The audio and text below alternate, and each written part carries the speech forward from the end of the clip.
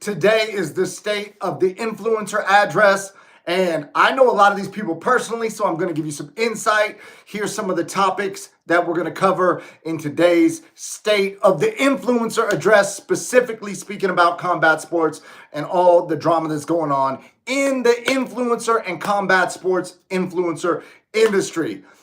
There's a big update coming out that Dana White and Donald Trump are about to announce the White House card. We're going to get into that. We're going to talk about Strickland versus Hamzat and how that's going to affect the White House card. And I got some bad news on that for you. Real bad news. Today, we're also going to get into Jake Paul's beef with Ilia Taporia. If you guys haven't seen it, they got on the stream, and he was on Aiden Ross's stream, Ilia was, and Jake Paul called in, and man, they were talking about sparring and flying each other out on private jets, and we're going to get into that. We're also going to get into the fact that the UFC is going to lose about $30 million on the White House deal. I'll explain to you why that is. There is a rumor coming out that Andrew Tate and Nick Diaz are in talks potentially for a Misfits boxing match. We're going to talk about Rampage, Jackson on Misfits. We're also going to talk about Felony Charles Bennett's next fight. I was out there. I was fortunate enough to train Felony for his BKFC knockout victory in Philadelphia at Knucklemania, and I will be going with him to Hawaii. We're going to get into that. We're going to get into the rumor of Felony versus Winged Sea at Fight Circus Ibiza, which is going to be nuts. We're going to talk about the mog-off between clavicular and androgenic.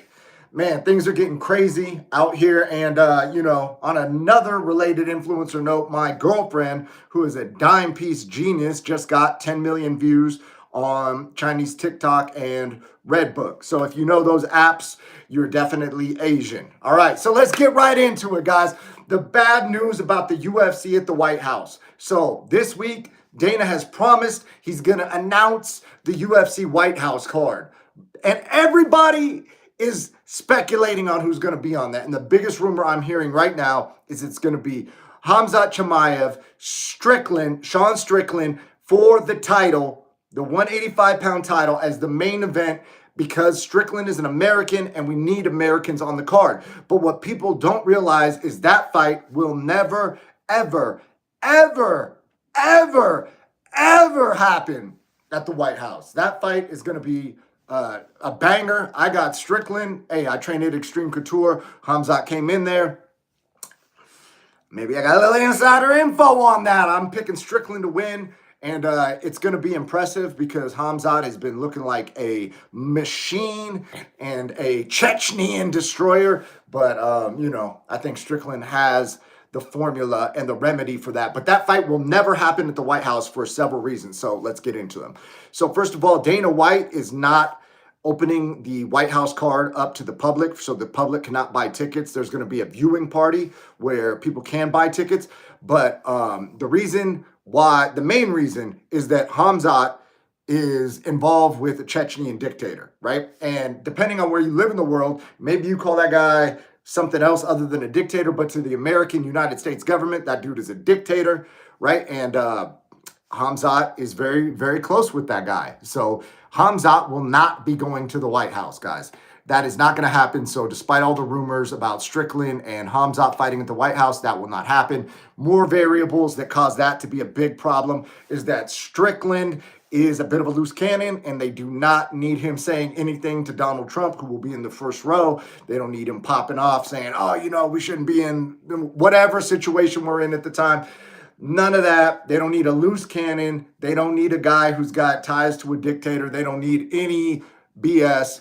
They need somebody who can go in there, fight, and not be overly controversial and offend the people in the audience who are special invited guests, including several people who may be pro the current United States involvement in the Middle East.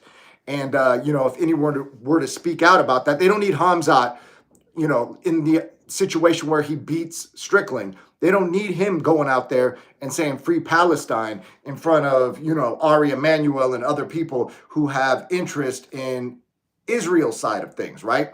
So I'm not going to get super political. As Clav says, politics is all jester. It's stupid. It doesn't make any sense. And Zoomers are really, really smart. Clavicular is leading the charge on that. We're going to talk about clavicular in a minute, but that's why the UFC White House card is not going to be Strickland versus Hamzat, but the UFC White House card is scheduled to lose $60 million for the UFC, because I just grokked it to find out who's actually paying for the White House card. Is it Dana, the UFC, or is it the American taxpayer? And it turns out that Dana and the UFC are fronting all the money for it. It's going to cost about $60 million in production, $60 million to put on the show at the White House. In fact, they're spending $1 million, about $900,000 to $1 million, just to redo the lawn after they do the UFC there. So they're expecting to bring in $30 million in sponsorship there, and they're going to just eat the rest. So they're going to be out 30 mil on the White House card, which is pretty freaking wild. And I think it's cool that they're doing it. You know, what's better for the sport of mixed martial arts? What's better for the UFC? What's better for the fighters than being at the freaking White House on the world stage? International news, big deal, global political statement. The UFC is here, and it will be the biggest sport in the world. But there's also some other things to consider about the White House card, because we need some Americans to win on that motherfucker, man. You know what I'm saying? So, there's people out there speculating as to what the card will be. That's going to get announced this week. And in other big news, speaking of UFC fighters, we got Ilia Topuria on the stream with Aiden Ross, and they got on the phone with Jake Paul. Now, Jake Paul is saying, he literally said that he had called out Paddy Pimblett to spar because Paddy had said something that Jake is trash. And when he offered Paddy the private jet trip to, I guess, Puerto Rico to come spar him, Paddy turned it down and said that the UFC won't let him, which means that when Ilia was on the stream and he said, oh, he'd be willing to spar, then Jake Paul said to Ilia, hey man, your daddy won't let you. Don't have the same excuse that Paddy did, right? So now the beef is Ilia Topuria, Jake Paul. I got a fucked up take.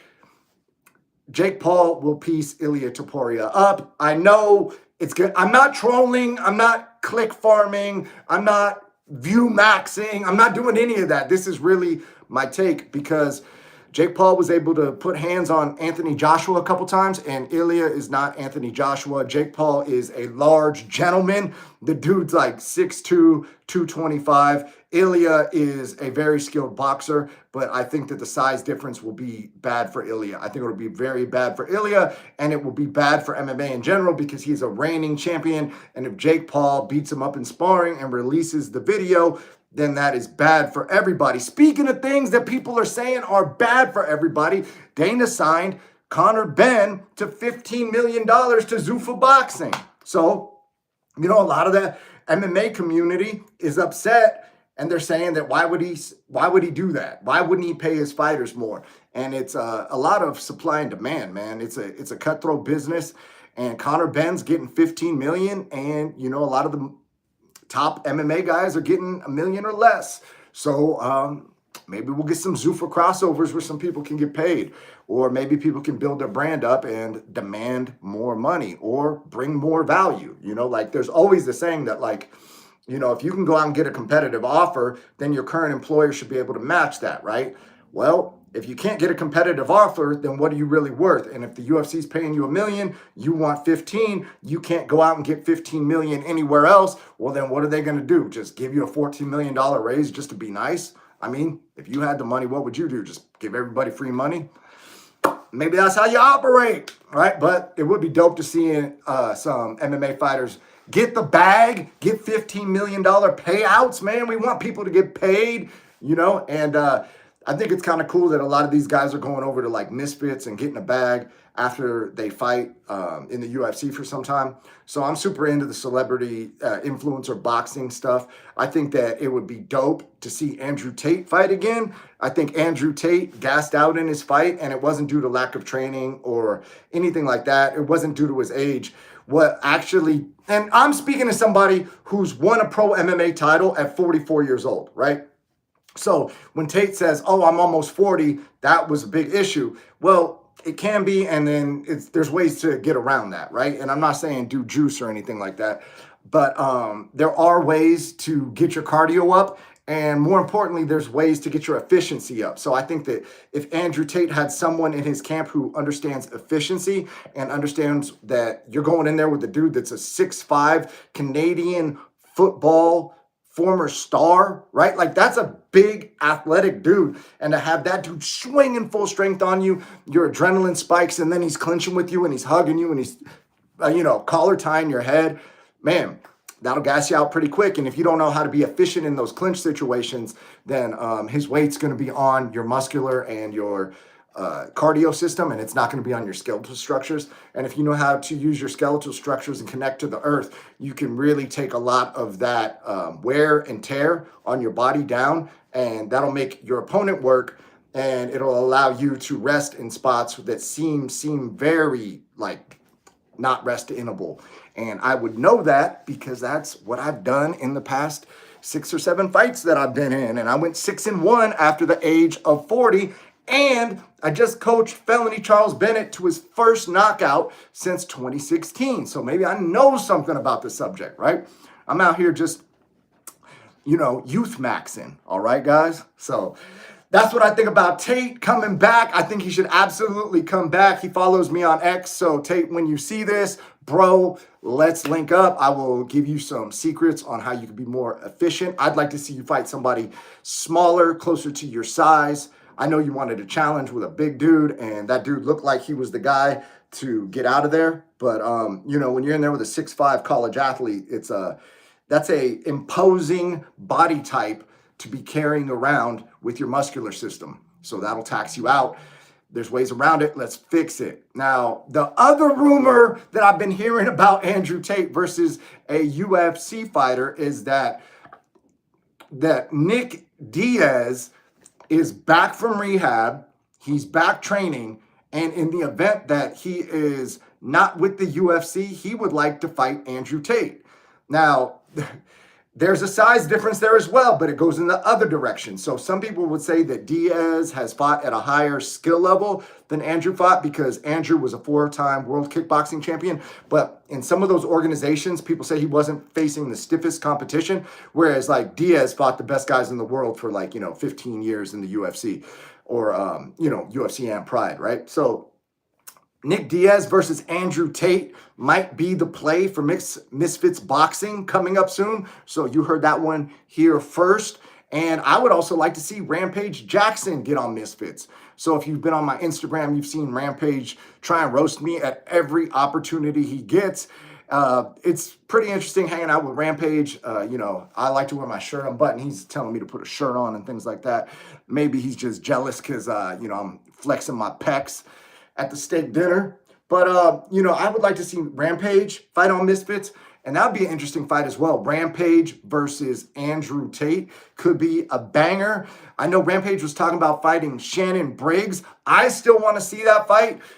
That's a crazy fight. Shannon Briggs, I don't know how, what is he, like 55, 60? So maybe that fight is past its freshness date. So maybe that's not the fight. Maybe we get Rampage in Misfits with somebody else. And, I'd like to see Felony Charles Bennett fight at Misfits, man. We were just out in Philadelphia at Knuckle Mania. Felony got a vicious knockout victory. And Felony lived with me for that fight. And I was fortunate enough to train him and corner him. And we had a specific game plan going into his training, not necessarily in the fight. Felony likes to freestyle in the fight, which I support because he's got attributes. And when you have attributes, you can do things that other people can't do. So when we were out there, man, Felony was getting swarmed. People love that guy. And it was really good to see him get the dub. I'd like to see him scrap on Misfits soon. I'm not sure who he should fight on there. So if you guys want to put in the chat who you think Felony should fight, I would like to get maybe a couple different ideas I could run past him, and we could talk about it. Felony's going to hop on a stream. We've been doing live streams together. So he'll get on a stream with me probably in a couple days. And, we'll go over whatever you guys comment in the chat. And we'll both look at it. We'll read it all. I can't see the chat right now, but feel free to drop whatever you're thinking. We'll go back and we'll make a video on it together. And, I see Rampage is doing his thing. Felony's doing his thing. We're having like a resurgence right now, guys. We're having a resurgence of the legends. And I'm fortunate that I was able to take part in that with Felony and get him ready for this knockout. Man, the dude was in the back. After Felony had knocked him out, we went back there to just say, our condolences or whatever, and just appreciate the guy and respect him for the fight and thank him, for the opportunity. And the dude was watching on his phone the fight back, and he's like, he had his jaw broken, so he couldn't really talk. And man, he's telling Felony, hey man, I didn't even know you dropped me in the first round. He didn't even realize he had got dropped in the first round. Felony KO'd him in the second. And I guess you would call it a TKO because he did make the count, but when they asked him if he wanted to continue, he was like, I'm done. So that guy didn't want to take another hit, which I understand, having sparred Felony hundreds and hundreds of rounds. Felony hits very, very, very, very hard. He has extreme pop. I didn't really like getting hit by him at all.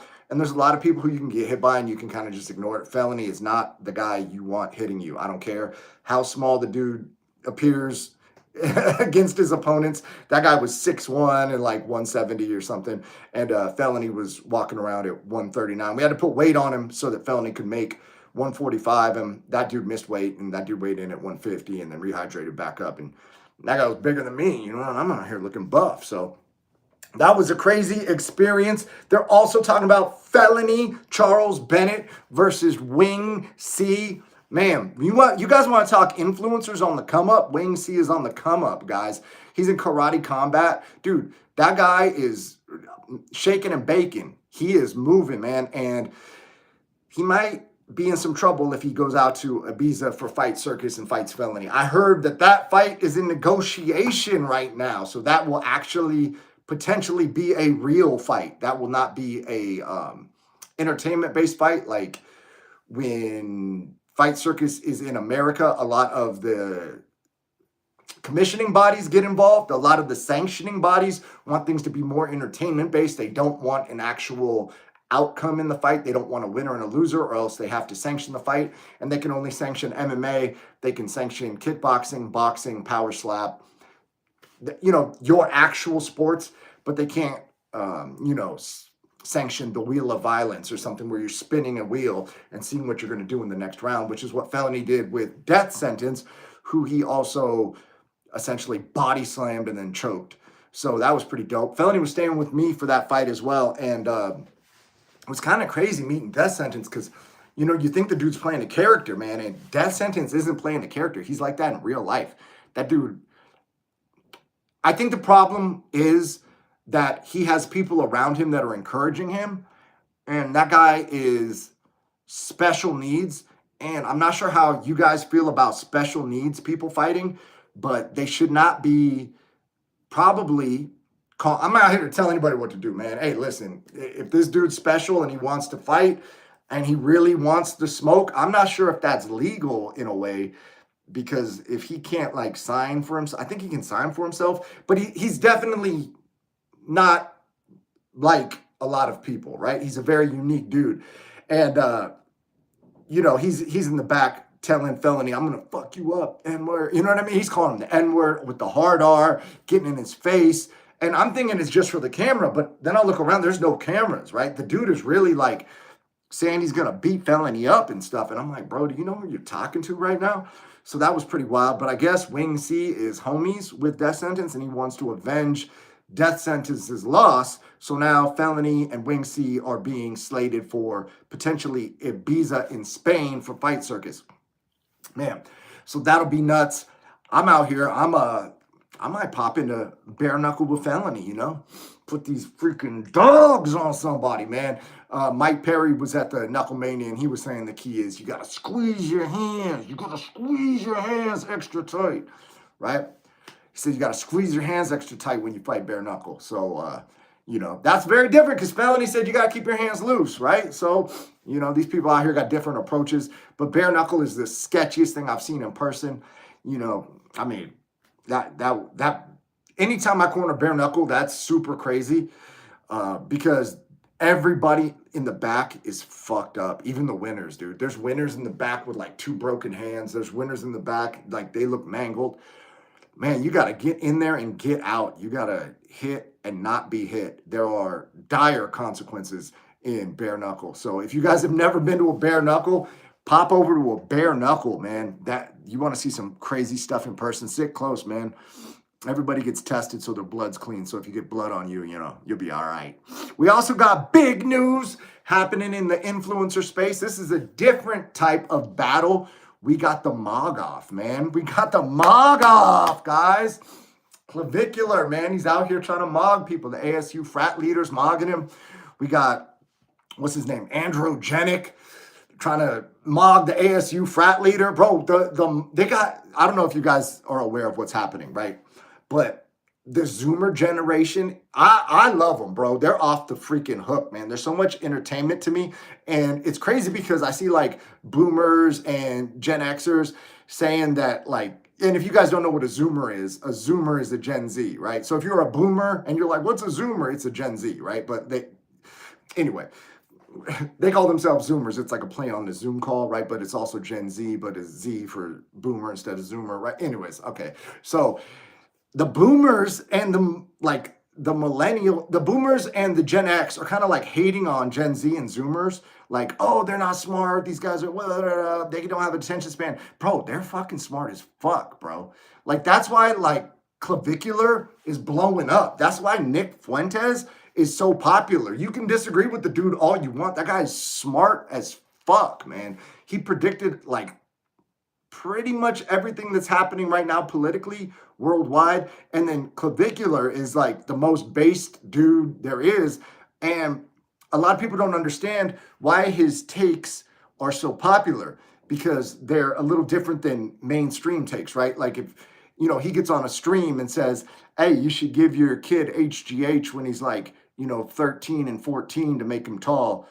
And that's like very non-traditional advice, but the fact of the matter is that like height does matter. So if your kid is going to be 5'6", or if your kid is going to grow up to be 6'6", there's a big difference in like that kid's quality of life. And I know my uncle was Hulk Hogan. Dude was 6'8". My brother is 6'7". He was in the he was in WCW as well, right? Like height is a cool thing to have, right? I'm fairly tall. I'm not as tall as they are, but I'm, out here. I was back when I had a Tinder, I was 6'1". You know what I mean? I got a girlfriend now. She's like famous in China, so that's pretty dope. But yeah, back in the day, I was 6'1" on Tinder. You know what I mean? We're out here, and height matters, right? But people don't want to do what it takes to get the height. Whereas like Clavicular is just like going super base reality. Like, hey, if you want to be taller, inject HGH before your bone plates close, right? Oh my God, he's telling kids to inject. No, he's telling you as a parent, if you want your child to be tall, maybe figure out a way to get a doctor to prescribe them some HGH, right? Like that's a very base reality take. And it's like, but that's not what everybody says to do. And, he's out here injecting testosterone,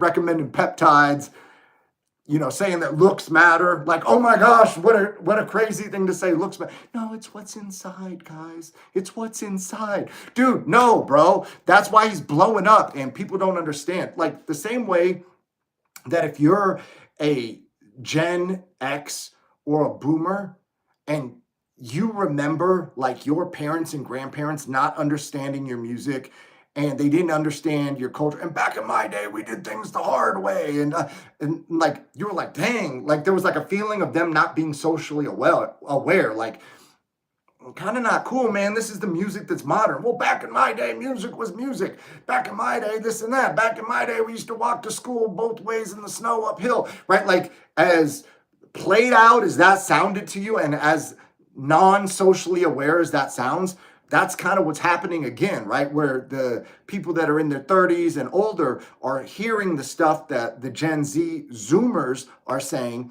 and they're like, oh man, that's, music was better, or like we used to do stuff like go outside, and these kids are just streaming and they just scroll on their phone. And it's like, dude, you're not socially aware, man.